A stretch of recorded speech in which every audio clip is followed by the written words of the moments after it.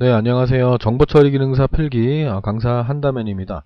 자, 지금 시간은요, 마지막 과목이죠. 통신 부분입니다. 통신. 자, 통신은 난이도가 상당히 높습니다. 그러니까 통신의 범위가 상당히 많은데, 그 많은 범위에서 10문제를 축약해서 내고 있는데요. 나오던 문제만 나오는 경우도 있는데, 난이도 조절을 여기서 하는 경우가 좀 있습니다.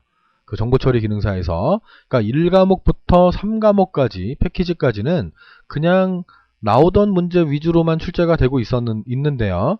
통신 부분에서는 사실 조금 어렵게 냅니다. 문제를요. 그래서 우리가 통신에 너무 집착할 필요는 없어요. 이 10문제 중에 다 맞추겠다라는 생각으로 접근하시면 그만큼 준비하는 기간이 오래 걸릴 수밖에 없어요. 근데 그럴 필요는 없고 우리는 합격을 하기 위해서 지금 준비하고 있는 거기 때문에 100점 맞고 합격하고 싶은 사람들은 뭐 통신 교재를 또 구입해서 아주 많이 열심히 공부하시면 되겠습니다. 그런데 그럴 필요는 없다. 정보처리 기능사 필기를 합격하기 위해서 우리는 통신에 너무 많은 시간을 낭비할 필요는 없다. 빨리 준비해서 빨리 취득해야 되잖아요. 그죠? 한 일주일 준비해서 합격해야 되는데 한 2주 뭐 그 정도 준비해서 합격해야 되는데 통신에 너무 많은 시간을 투자하지는 않으셨으면 좋겠습니다. 자, 문제를 한번 볼게요. 문제가 아니고 요점 정리 한번 보겠습니다. 자, 최소한의 요점 정리라고 보시면 됩니다. 자, 지금 제가 강의하고 있는 이 통신 부분은요, 자주 나오고 있는 어떤 문제들만, 어떤 용어들만 쉽게 그래도 외울 수 있을 그런 정도만, 그렇게만 지금 강의를 할 건데요. 네, 잘 따라와 주시기 바라고요. 최소한의 요점 정리이기 때문에 암기를 좀 해주시길 바랍니다. 그래도 한두 문제 차이로 떨어지시는 분들이 있기 때문에 통신을 포기하실 수는 없습니다. 포기하면 안 됩니다. 자, 시작하겠습니다. 통신은 잠깐만요. 네, 통신은 좀 어렵습니다. 금방 얘기했던 거죠, 그죠? 네. 정보처리 시험에 꽈락은 없어요. 꽈락은 없어서 통신이 다 틀린다고 하더라도 다른 과목에서 36문제를 맞추면 합격입니다. 근데 그래도 또 무시할 수 없는 과목이 또 통신이니까 자주 나오는 것들은 좀 공부를 하자고요. 자, 정보통신입니다. 정보통신의 뜻입니다. 정보통신은 그냥 통신, 말 그대로 주고받는 걸 말하는 거예요. 컴퓨터와 단말기, 그러니까 컴퓨터와 컴퓨터, 그러니까 기계와 기계 간에, 기계는 이진수를 쓰니까 기계어를 사용하니까 기계어를 서로 주고받는 방식을 우리는 정보통신이라고 합니다. 당연히 음성을 주고받지 않아요. 사람과 사람끼리 하는 통신이 아니거든요. 기계와 기계 간의 통신을 하는 거기 때문에 비음성이라는 거를 기억하시면 되겠습니다. 네. 다음, 정보통신의 3요소입니다. 당연하죠. 너무 당연하죠. 정보원, 보내는 쪽이 있어야 되고요. 회선으로 연결돼 있어야 돼요. 유선이든 무선이든 회선이 꼭 필요하죠. 통신하려면. 카톡 하려면 당연히 필요합니다. 네, 정보처리원, 수신지가 필요합니다. 정보통신의 3요소 정보원, 전송매체, 정보처리원, 송신지, 회선, 수신지 이렇게 알고 있으면 됩니다. 네, 얘도 좀 많이 나오는 편이고요.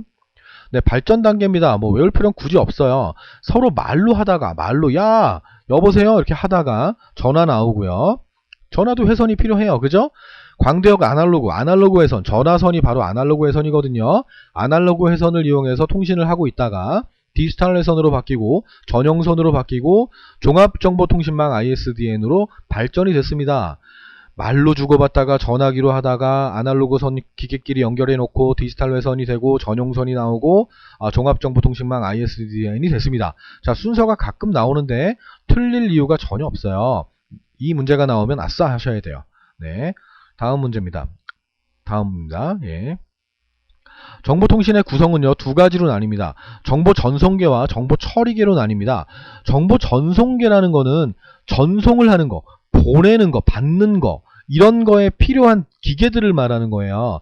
단말장치 필요합니다. 단말장치를 우리는 모니터랑 키보드를 말하는데 그 단말장치의 가장 핵심적인 기능은 입출력 기능이죠. 입력장치와 출력장치가 당연히 있어야 돼요.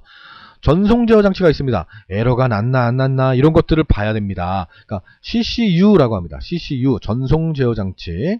자, 입출력 기능, 송수신 기능, 에러 제어 기능을 합니다.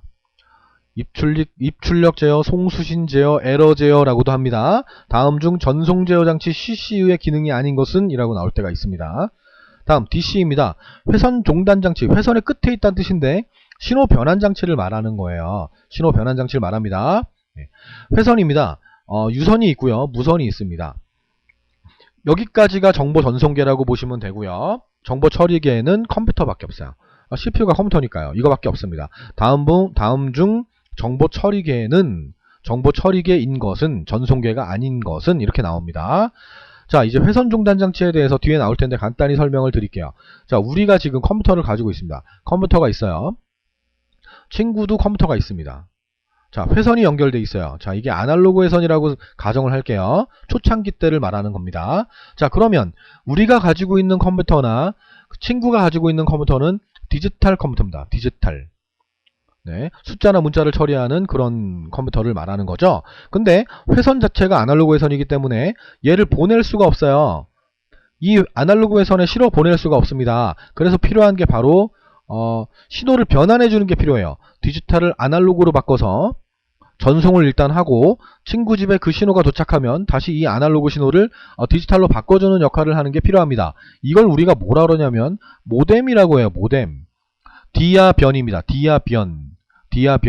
디지털을 아날로그로 바꾸는 걸 변조라고 합니다. 변조. 아날로그를 디지털로 바꾸는 걸 우리는 복조라고 합니다. 그래서 얘를 변복조기라고 해요. 됐죠? 이런 것들을 DCE라고 합니다. 회선 종단 장치. 회선의 끝에 있다 그래서 회선의 끝에 있습니다. 네, 그래서 회선 종단 장치 또는 신호 변환 장치라고 합니다. 됐죠? 네, 다음 거 볼게요. 네, DCE에 대해서 자세하게 설명을 하고 있습니다. 금방 말씀드렸습니다. 자, DCE의 종류는요, 이렇게 두 가지로 나뉩니다. 모뎀과 DSU가 있습니다. 만약에 회선이 아날로그 회선이면 모뎀이고요. 회선이 디지털 회선이면 DSU가 되는 겁니다. 자, 모뎀은 변복쪽이라고도 하고 아날로그 회선에서의 신호 변환 장치라고 합니다. 변조는 아까 디아변이라 했어요. 뒤에 힘주면 변 할턴 디아변입니다. 그 반대가 복조가 됩니다. 모뎀을 사용하는 이유는요, 기계와 기계 간의 접속이 쉬워서 그렇습니다. 네, 그리고 또 아날로그가 또 멀리 가거든요. 회선이 멀리 갑니다. 네. 자, 그리고 DSU는요, 디지털 회선에서의 신호 변환 장치를 말합니다. 그러니까 회선 자체가 디지털이라서 바로 실으면 되는데, 그래도 회선에 적합한 디지털 신호로 다시 변환을 해줘야 되거든요. 네, 그래서 디지털 회선이라면 DSU라는 회선 종단 장치를 사용하고 있습니다. 다음 중 신호 변환 장치가 아닌 것은 1번 DCE, 2번 모뎀, 3번 DSU, 4번 CCU 이러면 CCU가 답입니다. 걔는 신호 변환 장치가 아닙니다. 됐죠? 네, 여기까지 기억하시면 되겠습니다. 다음요. 6번 온라인과 오프라인이 있습니다. 온라인 선이 연결되어 있습니다. 오프라인 선이 연결되어 있지 않습니다. 선이 연결되어 있지 않다는 얘기는 통신이 안 된다는 그런 얘기가 되겠습니다. 자, 온라인의 종류는요, 선을 연결해서 통신을 하는 경우에만 쓸 수 있는 것들이죠. 실시간 처리, 시분할, 질의응답, 메시지 교환, 이메일이에요. 이메일 등이 있고요. 그 중에서 실시간이 가장 빠르게 처리하는 방식입니다. 너무너무 당연하고요. 온라인 방식의 가장 대표적인 방식이 바로 실시간 처리가 되겠습니다. 네, 봐두시고요. 오프라인은 일괄 처리죠. 그죠?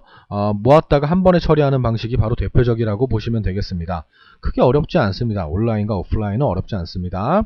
다음요. 프로토콜입니다. 통신을 하기 위해서 필요한 통신 규약이나 이 규약이라는 말이 들어가거나 통신 규범, 통신 약속이라는 말이 들어가면 이거 프로토콜이구나 라고 생각하면 됩니다. 통신을 하는데요, 일반적으로 뭐 친구랑 같이 자취를 하더라도 둘 사이에 어떤 규칙이 있어요. 네가 아침밥 해, 네가 뭐 해, 네가 빨래, 네가 청소해, 이런 식으로 하잖아요. 그죠? 그런 규칙이 있는데 통신도 되게 다양하잖아요. 인터넷 통신도 있고요, 다운로드 받고 업로드하고 이런 것도 있고요, 뭐 여러 가지가 있습니다. 그죠? 게시판 뭐 그런 것도 있고요. 하여튼 그런 것들을 할 수 있는 어떤 규칙들을 우린 통틀어서 프로토콜이라고 한다는 걸 기억하시면 됩니다. 통신 약속, 규약, 규범 뭐 이렇게 나오면 이거 프로토콜이야 이렇게 찍으시면 되겠습니다. 자, 여기까지 합니다. 자, 다음요. 이제 회선입니다. 회선은 유선이 있고 무선이 있다 그랬습니다. 자, 유선의 가장 옛날 선이 바로 가공나선입니다. 옛날 전봇대 사용하는 선을 우린 가공나선이라고 합니다. 지금은 거의 안 쓰죠, 통신에서는. 자, 평형 케이블입니다. 이중나선이라고도 하고요. 가는 두 개의 구리선을 꽈서 만든 거를 말하는데, 우리 지금 혹시 집전화기 좀 안 쓰는 편인데 하여튼 집전화기가 아직 있으신 분들 같은 경우는 전화기 뒤에 얇은 선이 있어요. 전화선 연결하는 거요. 그걸 우린 평형 케이블이라고 합니다. 예, 랜 근거리 통신망을 랜이라고 합니다. 예, 랜이 가능합니다. 다음 동축 케이블입니다. 옛날에 그 유선방송이라 그랬죠. 유선방송이라고 왜 테레비 뒤에 검은색으로 된 두꺼운 선이 있어요. 두꺼운 선을 검은 선 연결했는데요. 그걸 우리는 동축 케이블이라고 하고요. 케이블 팁에서 가장 많이 사용하는 방식을 말합니다. 자, 얘는요 가격이 싼데 너무너무 좋아요. 그러니까 랜에서 근거리 통신망에서 가장 많이 사용되고 있고요. 에러율이 적어요. 광대역 전송이 광대역이라는 게 먼 거리 뭐 이런 게 아니고요. 많은 정보를 말해요. 많은 정보를 실어 보낼 수가 있었어요. 광통신에 비해서 광케이블에 비해서 가격이 아주 쌉니다. 그래서 동축 케이블을 한동안 아주 많이 썼었습니다. 뭐 지금은 광케이블 많이 쓰지만요. 네, 광케이블입니다. 빛의 반사 현상을 이용합니다. 빛의 속도로 전송하는 방식입니다. 아주 빠르죠? 최고로 빠르다고 보시면 됩니다. 재료는 광케이블의 재료는 석영 유리라고 보시면 됩니다. 유리가 있어야 반사가 되지. 뭐 너무 당연한 거고요. 광케이블의 광통신의 3요소입니다. 발광부입니다. 발광부, 빛을 발사하는 거죠. 그죠? 수광부, 빛을 받아들이는 겁니다. 그리고 광섬유가 필요합니다. 자, 발광부는요. 정기적인 신호를 빛으로 바꿔주는 역할을 합니다. 그리고 보내요. 광섬유를 통해서 보냅니다. 그리고 빛을 받아서 전기적으로 바꾸는 걸 우린 수광부라고 합니다. 레이저 다이오드라고도 합니다. 레이저 빛을 이용해서 하거든요. 그러니까 LED, 레이저 다이오드입니다. 이게 발광부고요. 수광부는 APD, PD 받았어요. 그죠? APD, PD 라고 외우시면 될 것 같습니다. 네, 여기까지 하고요. 다음 것도 넘어갈게요. 잠시만요.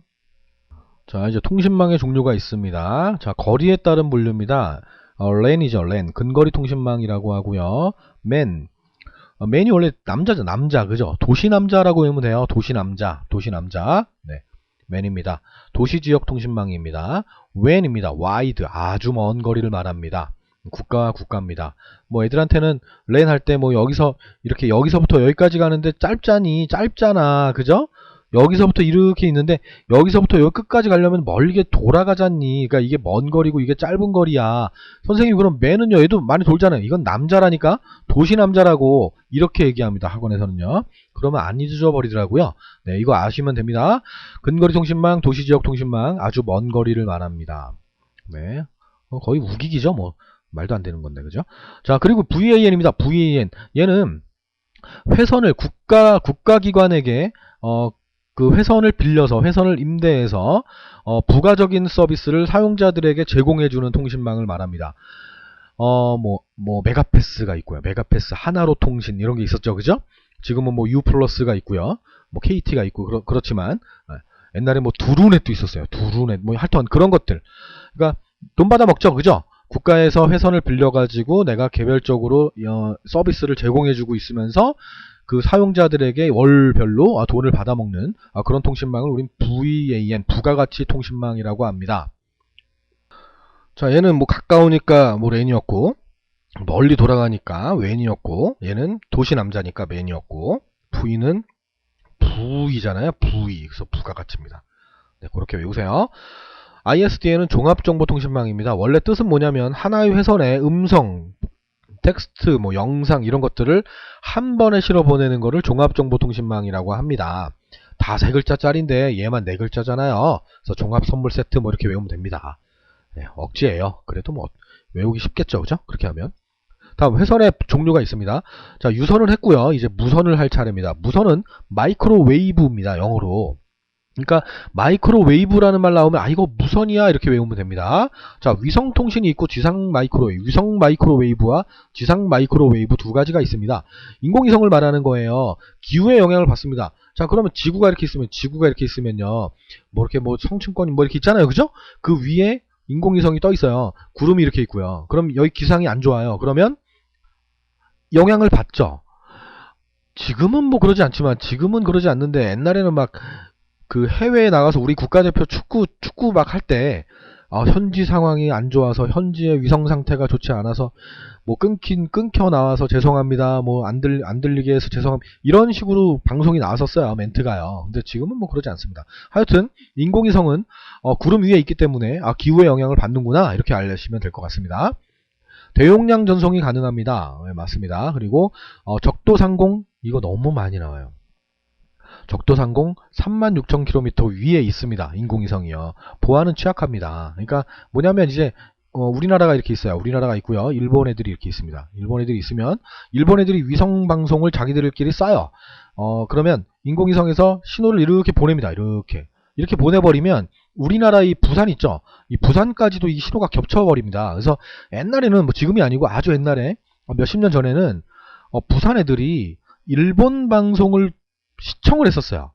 인공위성 그 방송 그 접시 같이 생긴 거 있죠? 그거를 달아놓고 집에서 뭐 스모를 본다든지 뭐 여러 가지를 봤던 그런 적이 있었습니다. 그래서 한국의 그 유행의 시작은 부산에서 시작한다는 말이 있었습니다. 옛날에는요. 하여튼 보안이 좀 취약하구나. 나 우리 일본에만 하고 싶은데 우리래. 우리가 아니죠. 일본 아닙니다. 네. 저 그런 사람 아닙니다. 네. 하여튼요. 우리가 아니고 이 일본 자기 나라만 방송을 보고 싶은데 한국까지도 방송이 보내지게 되잖아요. 그죠? 마찬가지예요. 우리나라도 지금 방송을 시작하면서 북한까지 넘어가게 되죠. 일본까지도 갈 수밖에 없게 돼요. 그죠? 그러니까 보안이 좀 취약하구나. 뭐 그렇게 좀 알고 계시면 될 것 같습니다. 정리하죠. 마이크로웨이브라는 말 들어가면 무선인데 이 무선은 위성과 지상이 있고요. 이 인공위성은 36,000km 위에 있고 당연히 기후의 영향을 받습니다. 대용량 가능하고요. 보안성은 약간 취약하다. 자, 지상 마이크로웨이브는요. TV 방송이나 라디오 방송에 사용하던 방식이었습니다. 그러니까 남산을 보면 남산에 남산타워가 서울타워죠. 서울타워가 있고 이쪽에 이렇게 안테나 큰 게 하나 있는데 여기서 쏘는 방송들이 바로 지상 마이크로웨이브였습니다. 과거에는요. 기후의 영향을 받지 않아요. 당연하죠. 구름 밑에 있잖아요. 그죠? 네, 그렇습니다. 다음 8번입니다. 데이터 전송 방식에는 단방향, 단이중, 전이중 이렇게 있습니다. 영어도 알고 있어야 돼요. 심플렉스, 할프 디플렉스, 풀 디플렉스라고 합니다. 단방향 방식 같은 경우는 한쪽 방향으로밖에 송신이 안 됩니다. 통신이 안 돼요. 그러니까 TV나 라디오 같은 거죠. 그러니까 TV 방송이나 라디오 같은 경우는 내가 방송을 방송국으로 보내는 게 아니고 방송국에서 일방적으로 보내는 걸 우리는 수신만 가능하잖아요. 그죠? 그걸 우린 단방향 통신이라고 합니다. 네, 반이중은요. 할프 디플렉스. 양방향이 가능합니다. 양방향이 가능한데요. 동시에 안 돼요. 그러니까 무전기죠. 워키토키라고 그러죠. 그죠? 네, 무전기. 그러니까 한쪽이 보내면 난 받을 수밖에 없고요. 내가 보낼 땐 상대방은 또 받을 수밖에 없는 그런 방식을 말합니다. 네, 전이중은요. 풀 디플렉스라고 합니다. 동시에 양방향이 가능합니다. 전화기죠. 그죠? 서로 막 주고받잖아요. 대화를. 네, 그렇습니다. 요 세 가지는 영어를 포함해서 알고 계셔야 됩니다. 네, 동시에 가능하고 그렇습니다. 다음 9번에 접속 형식에 따른 분류가 있습니다. 선이 몇 개냐에 따른 분류예요. 2개짜리면 2선식이고요. 4개짜리면 4선식입니다. 뭐가 빨라요? 당연히 4개짜리가 빠르겠죠. 그죠? 2선식은 반이중까지 지원이 되고요. 4선식은 전이중까지 지원이 됩니다. 속도가 빠릅니다. 네, 이런 거 좀 아시면 될 것 같아요. 컴퓨터와 단말기가 어떻게 연결되어 있느냐에 따른 분류입니다. 1대1로 연결되어 있어요. 컴퓨터가 이렇게 있는데 단말기가 이렇게 있어요. 얘가 1대1로 연결되어 있습니다. 이렇게 1대1로 연결되어 있으면 이걸 포인트 투 포인트라고 합니다. 점 대 점 방식을 말합니다. 이거는 만약에 얘가 고장이 나면 바로 알 수 있습니다. 컴퓨터 입장에서 이거 안 되네? 알 수 있습니다. 네, 그런 장점이 있습니다. 네, 하나의 회선에 여러 개의 단말기가 연결되어 있습니다. 회선이 하나짜리예요. 이렇게 있는데 뭐 여러 개가 이렇게 나뉘어 있다. 그럼 얘는 멀티 포인트 방식입니다. 컴퓨터 입장에서는 뭐가 고장이 났는지 알기가 힘듭니다. 그래서 프로그램을 구현하기가 좀 복잡합니다. 이 멀티 포인트 방식은요. 장점은요. 회선을 절약할 수 있습니다. 네, 뭐 그런 겁니다. 네, 다음 거 볼게요. 네, 통신속도의 단위입니다. 통신속도. 통신속도와 전송 대역폭은 서로 비례합니다. 그러니까 통신속도와 전송 대역폭은 서로 비례하는데 반비례한다라고 나오면 틀립니다. 그렇게 좀 기억하시고요. 네, BPS라는 게 있습니다. 비트 퍼 세컨드입니다. 초당 전송되는 비트의 개수인데요. 이 BPS가 바이트로 만약에 나왔다면 걔는 틀린 말이에요. 네, 그렇게 나온 적이 좀 있어서 설명드립니다. 네, 비트 퍼 세컨드입니다. 다음 BAUD, 보드라고도 하죠. 최단 펄스의 수입니다. 변조속도 단위입니다. 모뎀의 변조속도 단위를 말합니다. 변조가 뭐였죠? 네, 디지털을 아날로그로 바꾸는 겁니다. 디지털 신호를 아날로그로 바꾸는 그 속도를 우리는 보드라고 합니다. 보라고도 하고요. 네, 1비트라는 게 있고요. D비트, 트리비트, 쿼드비트가 있습니다. 만약에 뭐 이런 또 뒤에 있네요. 1비트는 1, 한 배 똑같고요. D비트는 더블입니다. 더블. 그 2배고요. 트리비트 1, 2, 3, 3배입니다. 쿼드비트입니다. 4배입니다.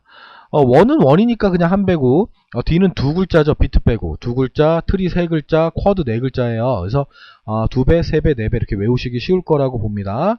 자, 2 위상 한 배고요. 4 위상 그러면 2배고요. 8 위상은 3배, 16 위상은 4배가 되는 거예요. 이렇게 알게 되겠죠? 8 위상이라는 게 2의 3승이잖아요. 2의 3승, 3배. 16 이상 2의 4승이죠. 그죠? 2의 4승이 16이니까 4배구나. 2 위상은 2의 1승이 2잖아요. 그죠? 그러니까 한 배라고 알고 계시면 됩니다. 자, 정리 한번 할게요. 만약에 문제가 이렇게 나왔어요. BAUD가 만약에 1200보다 1200 본데요. 만약에 트리비트입니다. 그러면 뭐예요? 하나의 펄스에 3비트가 실렸다는 얘기가 돼요. 하나의 펄스에, 하나의 아날로그 신호에 3개의 비트씩 실어 보냈는데 이 아날로그를 1200개를 보냈다는 거죠. 그러니까 1200 곱하기 3 하면 됩니다. 3600 bps가 되는 거죠. 그러니까 보호와 bps와의 관계를 묻는 문제들이 출제가 됩니다. 나중에 또 문제로 확인해 보도록 하겠습니다. 자, 예제가 나와요. 1200 봅니다. 전송 속도에 트리비트면 몇 bps냐? 3600 bps가 됩니다. 금방 얘기했던 거예요. 자, 위상과 bps의 관계도 나옵니다. 만약에 뭐 이렇게 나오죠. 1200 본데 4위상으로 보냈어요. 4위상이면 몇 배죠? 2배예요. 2배. 그러니까 2400 bps가 됩니다. 이렇게 bps로 환산하는 문제가 출제가 되고 있습니다. 네, 이렇게 알고 계시면 돼요. 다음 12번 직렬전송과 병렬전송이 나옵니다. 직렬전송은 회선이 한 개짜리를 말해요. 전송할 데이터를 하나의 회선으로 순서대로 전송하는 걸 말합니다. 대부분의 데이터 통신 시스템에서 이용되고 있고요. 왜냐하면 선이 많이 사용되면 돈이 많이 들거든요. 그러니까 선 하나짜리를 많이 쓰고 있습니다. 병렬 전송은요, 여러 개의 회선으로 보내는 걸 말합니다.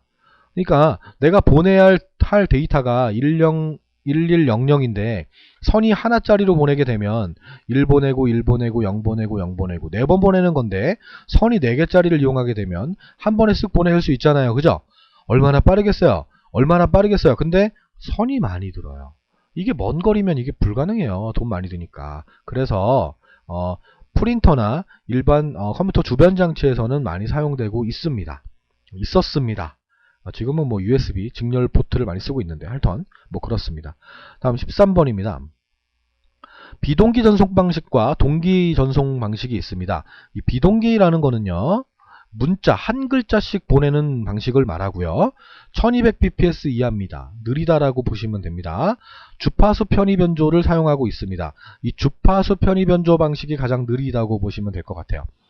문자의 처음과 끝에 스타트 비트와 스톱 비트가 들어가게 됩니다. 자, 여기에서 비동기라는 말과 동기라는 말에 무슨 뜻이냐면 송신지가 있고 수신지가 있어요. 근데 비동기라는 거는 얘가 언제 보낼지를 모른다라는 거예요. A 입장에서, 수신지 입장에서. 동기라는 거는 서로 보낼 준비와 받을 준비가 돼 있는 상태예요. 그죠? 그러니까 얘는 비동기 상태를 가정한다면 얘가 언제 보낼지 모르니까 얘가 한 글자씩 보내는데 글자마다 스타트 비트와 스톱 비트를 포함해서 보냅니다. 그럼 얘가 알 수 있거든요. 이거 시작됐구나. 끝났네. 여기서 끝났네. 이런 식으로 받아들일 수가 있는 걸 말합니다.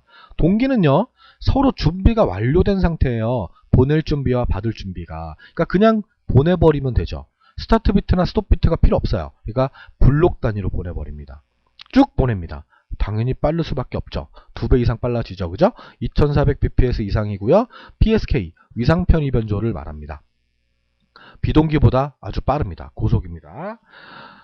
자, 각각의 특징이 있어요. 그죠? 이 비동기는 문자 단위고요. 1200 이하를 말하고요. F, 주파수 편의 변조를 말합니다. 스타트 비트와 스톱 비트가 들어가고요. 동기는요. 한 블록씩 보내고요. 2400 이상이고 위상 편의 변조를 쓰네. 비동기보다도 고속이구나. 이렇게 알면 됩니다. 앞에 글자가 F가 들어가면 주파수를 말하고요. A가 들어가면 진폭이고요. P가 들어가면 위상 또는 펄스를 말하는 거예요. FM 알죠? FM 라디오. 이게 주파수거든요. 89.1MHz 뭐 이런 거 나오잖아요. 그죠? 91.9 뭐 이런 게 FM입니다. AM은요. AM 라디오가 있었어요. 옛날에는요. 아주 먼 거리로 보낼 수가 있었거든요. 그래서 과거에 제가 초등학교 때는요. AM 라디오를 듣고 막 그러면 간첩으로 신고하고 막 그랬단 말이에요. 괜히요. 그런 적이 있습니다. 하여튼 그래요. 네, 진폭 변조입니다. 아날로그입니다. 네, P는 위상이고요. 네, 됐습니다. 다음 PCM입니다. 펄스 부호 변조를 말합니다. PAM, 펄스 진폭 변조예요. A가 들어갔네요. 그죠? 펄스 위상 변조를 말합니다. 가장 많이 나오는 거는 PCM이에요. 아날로그 신호를 디지털로 바꾸는 역할을 합니다. 뭐 복조 이런 거 아니고요. 그런 거라고 생각하지 마세요. 네, 시분할 다중화 기법을 이용하고요. 누화라는 게 왜 빠져나가는 거죠. 내 신호가 다른 사람한테 가는 걸 말하는 건데 그런 게 별로 없고요. 잡음인데 잡음이나 진폭에 강하고요. 전송 레벨의 변동이 없습니다. 좋은 겁니다. 표본화 양자와 부호와 복호합니다. PCM의 순서가 간혹 가다가 출제가 됩니다. 자, 이게 뭐냐면 아날로그 신호가 있어요. 아날로그가 이렇게 보내집니다. 이렇게 보내집니다. 자, 그러면 얘를 가지고요. 디지털로 바꿉니다. 그러니까 얘를 나 한 요 정도 크기 이상은 1로 볼래. 이거보다 작으면 0이야. 이렇게 하는 거. 그걸 우리가 표본화라고 합니다. 정하는 거. 그죠? 그리고 양자화라는 거는 한 개, 두 개, 세 개, 네 개, 다섯 개, 여섯 개 내에 그 양자화입니다. 그게 부호합니다. 바꿔야 돼요. 이제 이진수로 기계 그 디지털 신호로 바꿔야 돼요. 요거 크니까 1이야. 얘도 1이야. 얘 0이네. 얘 1이야. 요거 좀 작다. 0이야. 이런 식으로 바꾸는 거를 우린 부호화라고 합니다. 복호화는 다시 아날로그 신호로 변환을 해주는 걸 말합니다. 표향부복 이렇게 외우시면 될 것 같아요. 자, 여기까지가 통신에 관련된 첫 번째 강의입니다. 자, 통신은요, 저도 마찬가지입니다. 저도 컴퓨터 공학을 전공을 했지, 통신을 전공한 건 아니기 때문에 아주 완벽하게 아주 많은 것을 알고 있지는 않습니다. 하지만 시험에 합격할 수 있을 정도의 수준은 됩니다. 그러니까 그 정도 수준만 알고 계시면 될 것 같습니다. 제가 아는 만큼만 아시면 될 것 같아요. 네. 네, 여기까지 하겠습니다. 다음 시간에 뵐게요. 네.